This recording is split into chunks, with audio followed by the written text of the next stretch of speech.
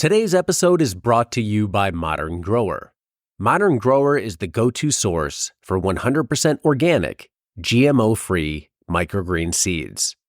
Trusted by hundreds of growers for high quality and low prices.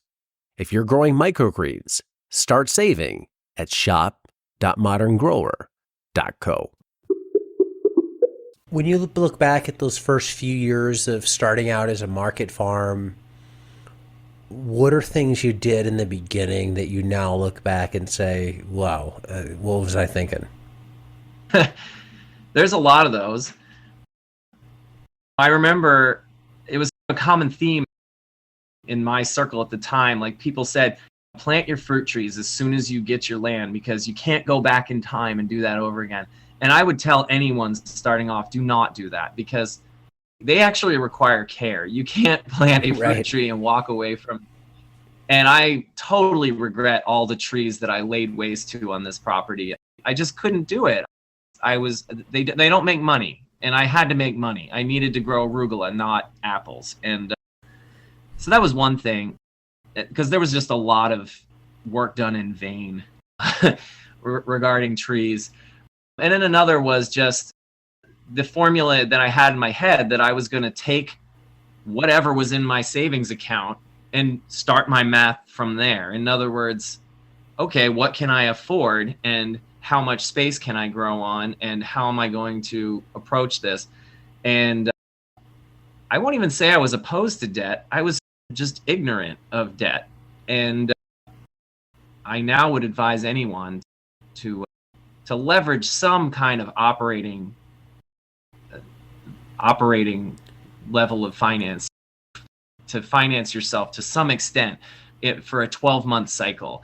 I ended up doing that by year 3, but in hindsight, I wish I would have done that in year 1.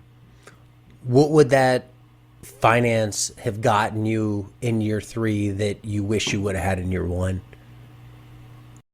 A heater in my greenhouse.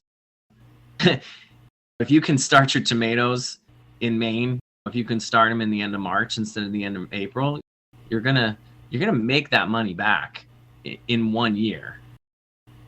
There's a lot of examples of things like that. Certainly paid help is a big one.